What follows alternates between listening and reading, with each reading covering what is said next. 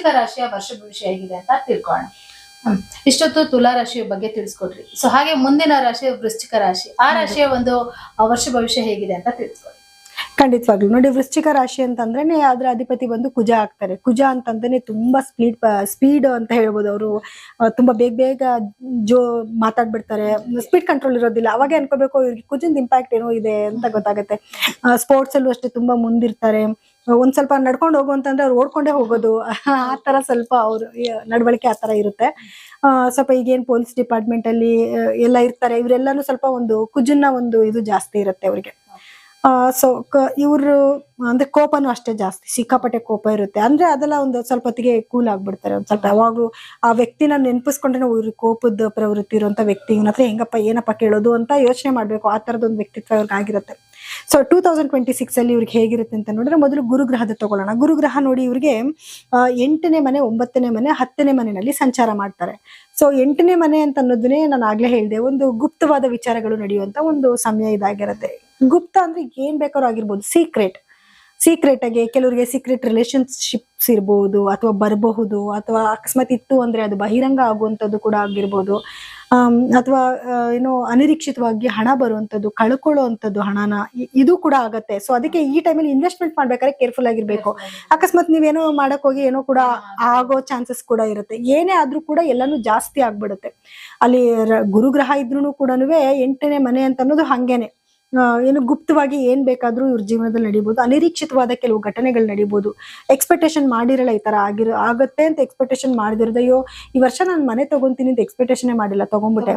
ಅಯ್ಯೋ ನಾನು ಎಕ್ಸ್ಪೆಕ್ಟೇಷನ್ ಮಾಡಿಲ್ಲ ಇಷ್ಟೊಂದು ದುಡ್ಡು ಹಣ ಲಾಸ್ ಆಗುತ್ತೆ ಅಂತ.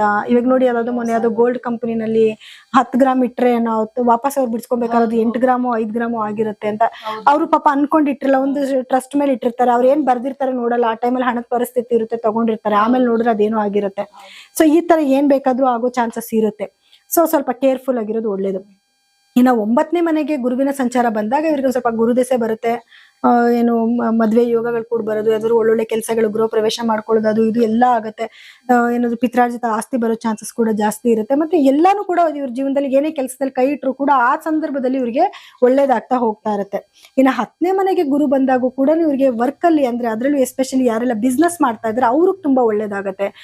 ಅಭಿವೃದ್ಧಿ ಜಾಸ್ತಿ ಆಗುತ್ತೆ, ಅಥವಾ ಹೊಸ ಹೊಸ ಅವಕಾಶಗಳು ಇವ್ರನ್ನ ಹುಡ್ಕೊಂಡು ಬರ್ತಾ ಇರುತ್ತೆ. ಇವಾಗ ಏನೋ ಒಂದ್ ಕೆಲಸ ಮಾಡ್ತಿರ್ತಾರೆ, ಅದ್ರೊಳಗಡೆ ಒಂದಿಷ್ಟು ಅಂತ ಹಣ ಬರ್ತಾ ಇರುತ್ತೆ. ಇನ್ನೇದ ಒಂದ್ 2-3 ಮೂಲಗಳು ಇವ್ರಿಗೆ ಓಪನ್ ಆಗುವಂಥದ್ದು, ಅದರಿಂದನೂ ಸ್ವಲ್ಪ ಹಣ ಸಂಪಾದನೆ ಮಾಡೋದಕ್ಕೆ ಇವರಿಗೆ ಅವಕಾಶಗಳು ಸಿಗುವಂತ ಚಾನ್ಸಸ್ ಕೂಡ ಜಾಸ್ತಿ ಇರುತ್ತೆ.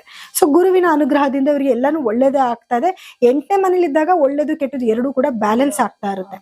ಸೊ ಇನ್ನ ಕೇತು ಅಂತ ಬಂದಾಗ, ಕೇತು ಗ್ರಹನು ಕೂಡ ಇವರಿಗೆ 10ನೇ ಮನೆಯಲ್ಲಿ ಸ್ಥಿತನಾಗಿ ಕೂತಾನೆ. ಈಗ ಗುರು ಬಂದು ಏನೆಲ್ಲ ಒಳ್ಳೇದ್ ಮಾಡ್ತಾ ಇದ್ದೀನಿ ಅಂತ ನಾನು ಹೇಳಿದೆ, ಕೇತು ಗ್ರಹ ಇದ್ದಾಗೂ ಕೂಡ ಏನಾಗುತ್ತೆ, ಕೆಲವೊಂದು ಒಳ್ಳೇದು ಮಾಡ್ತಾನೆ, ಕೆಲವೊಂದು ಕೆಟ್ಟದ್ದು ಮಾಡ್ತಾನೆ. ಒಳ್ಳೇದೇನು ಮಾಡ್ತಾನೆ ಅಂದ್ರೆ ಜ್ಞಾನಗಳನ್ನ ಕಲಿಸ್ತಾನೆ. ಒಳ್ಳೊಳ್ಳೆ ವಿದ್ಯಾಭ್ಯಾಸದ ಬಗ್ಗೆ ಆಗಿರ್ಬೋದು. ಮಕ್ಕಳಿಗೆ, ವಿದ್ಯಾರ್ಥಿಗಳಿಗೆ ತುಂಬಾ ಚೆನ್ನಾಗಿದೆ. ಒಳ್ಳೆ ಎಜುಕೇಶನ್ ಅಲ್ಲಿ ತುಂಬಾ ಮುಂದುವರಿತಾರೆ.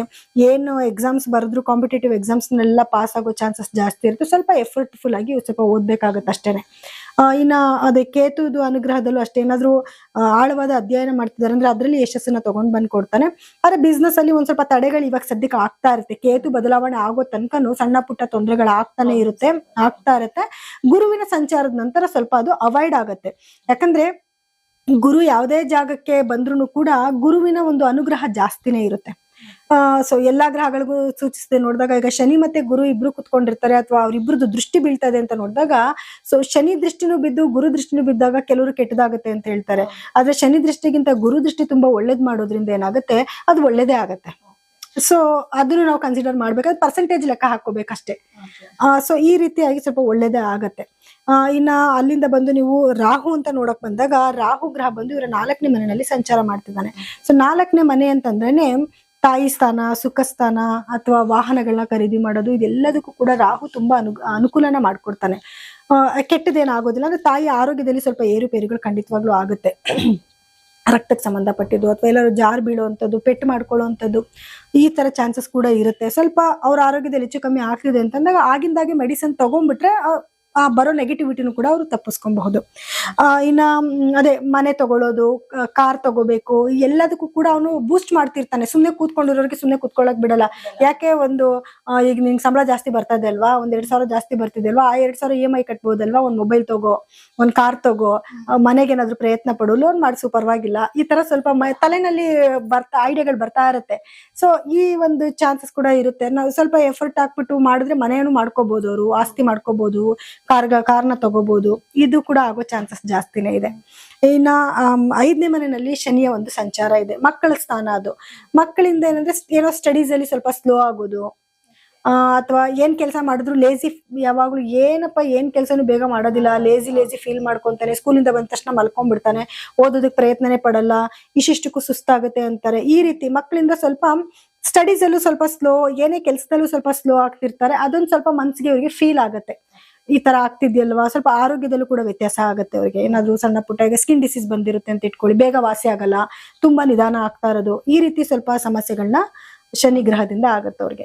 ಅಂದ್ರೆ ಒಟ್ಟಾರೆಯಾಗಿ ಈ ಒಂದು ವೃಶ್ಚಿಕ ರಾಶಿ ಅಂದ್ರೆ ಒಂದು ಮಿಶ್ರ ಫಲ ಅನುಭವಿಸ್ತಾರೆ ಅಂತ ಹೇಳ್ಬೋದು. ಸೊ ಹಾಗೆ ಈಗ ಸಮಸ್ಯೆಗಳು ಅಂತ ಬಂದಾಗ ಈ ಒಂದು ರಾಶಿಯವ್ರಿಗೆ ಯಾವ ರೀತಿಯಾದ ಒಂದು ಪರಿಹಾರನ ಮಾಡ್ಕೋಬಹುದು? ಖಂಡಿತ. ಈಗ ನೋಡಿ, ಮೊದಲನೇದಾಗಿ ಕುಜಗ್ರಹ, ಅವ್ರದ್ದು ರಾಷ್ಟ್ರಾಧಿಪತಿ ಆಗಿರುವಂತಹ ಕುಜಗ್ರಹದ ಪರಿಹಾರಗಳನ್ನ ಹೇಳೋಣ. ಕುಜಗ್ರಹಕ್ಕೆ ಅಂತ ಬಂದಾಗ ಇವರು ಆಂಜನೇಯನ ದೇವಸ್ಥಾನಕ್ಕೆ ಜಾಸ್ತಿ ಹೋಗ್ಬೇಕಾಗ್ಬಿಡುತ್ತೆ, ಸುಬ್ರಹ್ಮಣ್ಯ ಸ್ವಾಮಿಯ ಜಾಸ್ತಿ ಆರಾಧನೆ ಮಾಡ್ಬೇಕಾಗುತ್ತೆ, ಕುಜಗ್ರಹದ ಬೀಜ ಮಂತ್ರನ ಪಠನೆ ಮಾಡ್ಕೊಳ್ಳಿ. ಈಗ ಯಾರೆಲ್ಲ ಮನೆ ತಗೊಳಕ್ಕೆ ಕಾರಕನೇ ಕುಜ ಆಗಿರ್ತಾನೆ, ಅಂದ್ರೆ ಭೂಮಿಗೆ ನಾವು ಕುಜನೇ ಕಾರಕ ಅಂತ ಹೇಳ್ತೀವಿ. ಈಗ ಮನೆ ತಗೋಬೇಕು, ಭೂಮಿ ಖರೀದಿ ಮಾಡ್ಬೇಕು ಅಂತ ಆಸೆ ಇರೋರೆಲ್ಲನೂ ನೀವು ಪ್ರತಿ ಮಂಗಳವಾರದ ದಿವಸ ಕುಜಗ್ರಹದ ಬೀಜ ಮಂತ್ರನ ಪಠನೆ ಮಾಡಿ, ಕುಜ ಹೋರದಲ್ಲಿ ಪಠನೆ ಮಾಡಿ, ಅಥವಾ ಕುಜ ಹೋರದಲ್ಲಿ ಹೋಗಿ ಕುಜಗ್ರಹದ ದೇವಸ್ಥಾನಕ್ಕೆ ಹೋಗಿ ಬನ್ನಿ. ಅದ್ರಲ್ಲೂ ಇವಾಗ ನೋಡಿ, ಇನ್ನೂ ಕೆಲವು ಹೇಳ್ಬೇಕು ಅಂತಂದ್ರೆ, ಕುಜ ಅಂದ್ರೆ ನಾವು ಫೈರ್, ಅಗ್ನಿಗೆ ಹೋಲಿಸ್ತೀವಿ. ಸೊ ಅಗ್ನಿ ತತ್ವ ಇರುವಂತ ದೇವಸ್ಥಾನಗಳು, ಇವಾಗ ತಿರುವಣ್ಣಾಮಲೆ ಆಗಿರ್ಬೋದು, ಅದೆಲ್ಲ ಅಗ್ನಿ ತತ್ವದ ಅಗ್ನಿಲಿಂಗ ಅಂತಾನೆ ಹೇಳ್ತೀವಿ. ಕುಜ ಮಂಗಳವಾರದ ದಿವಸ ಕುಜ ಹೋರದಲ್ಲಿ ಹೋಗಿ ದರ್ಶನ ಮಾಡಿ, ನೀವು ಅನ್ಕೊಂಡಿರೋದು ಖಂಡಿತವಾಗ್ಲೂ ಸಕ್ಸಸ್ ಆಗುತ್ತೆ. ಈ ರೀತಿ ಕೆಲವೊಂದನ್ನ ಅವರು ಮಾಡ್ಕೊಂತ ಬಂದ್ರೆ ಖಂಡಿತವಾಗ್ಲೂ ಅದರಲ್ಲಿ ಸಕ್ಸಸ್ ಆಗುತ್ತೆ. ಇನ್ನ ಗುರುಗ್ರಹದ ಅನುಗ್ರಹ, ಗುರು ತುಂಬಾ ಚೆನ್ನಾಗಿದ್ದಾನೆ ಇವ್ರಿಗೆ.